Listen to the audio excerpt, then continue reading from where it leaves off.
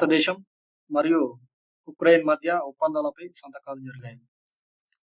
ఇవి వ్యవసాయం, ఇతర ఆహార పరిశ్రమలు, వైద్యోత్పత్తుల నియంత్రణ మరియు సాంస్కృతిక సహకారం వంటి అంశాలకు సంబంధించిన పలు ఒప్పందాలను ప్రధాని మోడీ మరియు ఉక్రెయిన్ అధ్యక్షుడు వొలోదిమిర్ జెలెన్స్కీ తమ సమావేశంలో ఖరారు చేయడం జరిగింది. మొత్తం సంతకాలు చేసిన ఒప్పందాలు 4. యుద్ధ సైరన్ల మధ్య మోడీ పోలాండ్ నుంచి ప్రత్యేక రైలులో కీవ్ చేరుకున్నారు. కీవ్ ఉక్రెయిన్ యొక్క రాజధాని. ఆయనకు ఉక్రెయిన్ తొలి ప్రధాని స్వాగతం పలకడం జరిగింది.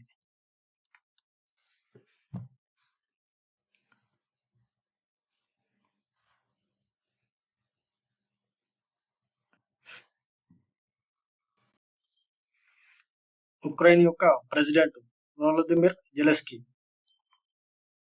అలాగే ఉక్రెయిన్ యొక్క రాజధాని నగరం కీవ్. ఉక్రెయిన్ యొక్క కరెన్సీ ఉక్రెయిన్ హరైనివో అంటారు. మరియు అలాగే ఉక్రెయిన్ లో 3.8 కోట్ల జనాభా ఉంది. ఉక్రెయిన్ అనేది యూరప్ ఖండంలోనే అతిపెద్ద దేశం.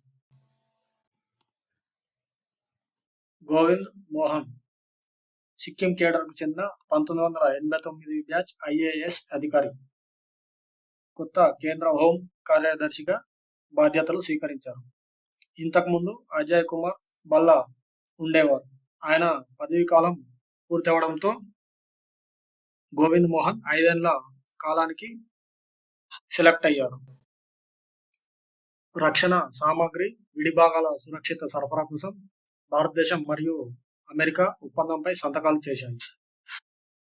భారతదేశం మరియు US అత్యవసర జాతీయ భద్రతా అవసరాలను తీర్చడానికి ఒకరికొకరు రక్షణ పరికరాలు మరియు విడిభాగాల సరఫరాకు ప్రాధాన్యత ఇచ్చే ఒక ఒప్పందంపై సంతకాలు చేశాయి. రక్షణ మంత్రి రాజ్నాథ్ సింగ్ ఈ భాగస్వామ్యాన్ని ప్రపంచ శాంతి మరియు భద్రతకు బలమైన శక్తిగా అభివర్ణించారు. DGCA ఎయిర్ ఇండియాపై 90 లక్షల జరిమానా విధించింది.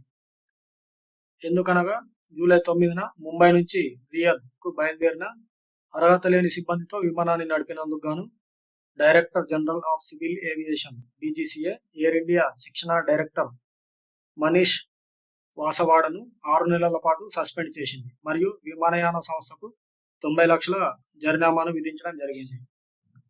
ప్రస్తుతం ఎయిర్ ఇండియా యొక్క విధి విధానాలను టాటా కంపెనీ చూస్తోంది. Zydus life sciences sterling Biotech లో 50% వాటాను కొనుగోలు చేసింది. స్టెర్లింగ్ బయోటెక్ కంపెనీ 50% వాటాను కొనుగోలు చేయడానికి టేమాసెక్ మద్దతు గల పర్ఫెక్ట్ డేతో ఒప్పందం కుదుర్చుకున్నట్లు జేడస్ లైఫ్ సైన్సెస్ తెలిపింది. ఈ యొక్క లావాదేవీ తర్వాత స్టెర్లింగ్ బయోటెక్ బోర్డులో సమాన ప్రాతినిధ్యంతో 50% జాయింట్ వెంచర్ అవుతుందని జేడస్ లైఫ్ సైన్సెస్ ఒక ప్రకటనలో తెలిపింది. ఈ మొత్తాన్ని 550 కోట్లకు కొనుగోలు చేసినట్లు కంపెనీ తెలిపింది. జేడస్ లైఫ్ సైన్సెస్ యొక్క పాత పేరు Cadila health care limited. Zydus life sciences Gujarat లోని అహ్మదాబాద్ కేంద్రంగా పనిచేస్తుంది. భారతదేశం తన మొదటి పునర్వినియోగ హైబ్రిడ్ రాకెట్ రూమి-1 ను విడుదల చేసింది. దీనిని తమిళనాడుకు చెందిన startup space zone India Martin group తో కలిసి చెన్నైలోని తిరువిందాందై నుండి అభివృద్ధి చేయడం జరిగింది. రూమి-1 రాకెట్ సామర్థ్యాన్ని మెరుగుపరచడానికి మరియు కార్యాచరణ ఖర్చులను తగ్గించడానికి ద్రవ మరియు ఘన ఇంధన చోదక వ్యవస్థల ప్రయోజనాలను మిళితం చేస్తుంది. రూమి రాకెట్ లో జెనరిక్ ఇంధన ఆధారిత హైబ్రిడ్ మోటారు మరియు ఎలక్ట్రిక్ గా ట్రిగ్గర్ చేయబడిన పారాచూట్ డిప్లోయర్ ని అమర్చారు.